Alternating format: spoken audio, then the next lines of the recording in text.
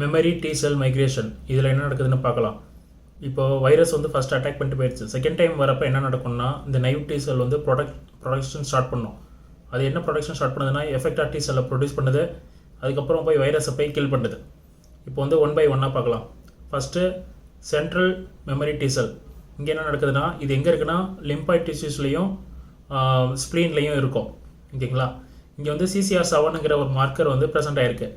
இதுதான் வந்து ஒரு ஜிபிஎஸ் மாதிரி. இது எங்கே போனாலும் இங்கே திரும்பியும் லிம்பாய்ட் டிஷ்யூஸில் வந்து ப்ரொடியூஸ் ஆகிறதுக்கு ஹெல்ப் பண்ணுற ஒரு ஜிபிஎஸ் தான் இந்த CCR7. இது வந்து எஃபெக்டார் டி செல்லை ப்ரொடியூஸ் பண்ணுது. இந்த எஃபெக்டார் டி செல்லில் வந்து CCR7 கிடையாது. இதில் அதுக்கு பதிலாக 7க்கு பதிலாக 4, 5, 6 இருக்குது. அதனால இது பிளட்டில் ட்ராவல் ஆகி எங்கே போய் வைரஸ் அஃபெக்ட் ஆகுதோ அந்த இடத்துக்கு போய் டிஷ்யூவில் போய் டெபாசிட் ஆக முடியும். ஆனால் அதால் அந்த வைரஸை போய் கில் பண்ணிவிட்டு திரும்பியும் அதால் பேக் டு லிம்பாய்ட் டிஷ்யூஸ்க்கு அதால் வர முடியாது. ஸோ அது அங்கேயே தங்கிடும். அதுதான் எஃபெக்டார் டி செல். Tissue resident memory.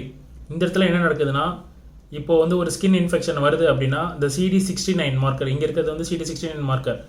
இது வந்து அந்த இன்ஃபெக்ஷனில் உள்ள அந்த பாக்டீரியா வைரஸ் அதை வந்து கொண்டுட்டு திரும்பியும் அதே இடத்துல இருந்துக்குது. அந்த செல்லை விட்டு அதால் வெளியில் வர முடியல. ஏன்னா இந்த CD69ங்கிற மார்க்கரால் வந்து S1PR1 அப்படிங்கிற ஒரு மார்க்கரை வந்து அதை வந்து சப்ரஸ் பண்ணி அதை வெளியில் விடாமல் பார்த்துக்குது, வெளியில் போக விடாமல் பார்த்துக்குது.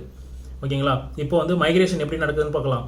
இதோட நிமோனிக் வந்து ரபடி இருக்குல்ல, ரபடி மாதிரி இதில் வந்து ரஃபடி, RAFADI, அப்புறம் C. ஓகேங்களா? Rனா ரோலிங், அடுத்தது ஏனா ஆக்டிவேஷன், அடுத்தது FAனா ஃபர்ம் அதர்ஷன், அடுத்து D வந்து டயபெடிசிஸ், அப்புறம் லாஸ்ட்டாக உள்ள C வந்து ஹீமோடாக்சிஸ். ஃபஸ்ட்டு ரோலிங்கில் என்ன நடக்குதுன்னா இந்த டி செல் போயிட்டு பிளட் வாலில் போய் கான்டாக்ட் பண்ணுது. அடுத்து வந்து ஆக்டிவேஷனில் வந்து ஹீமோகைன்ஸ்க்கு வந்து சிக்னல் கொடுக்குது. அடுத்த ஃபர்ம் அதர்ஷனில் வந்து இன்டகிரேஷனை ஆக்டிவேட் பண்ணி விட்டுருது.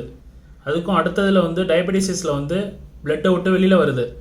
அதுக்கப்புறம் ஹீமோடாக்சிஸில் வந்து ஹீமோகைன்ஸ் வந்து கிரேடியன்ட் ஃப்ளோவில் இன்ஃபெக்ஷன் ஆன இடத்துக்கு கூட்டிகிட்டு போகுது.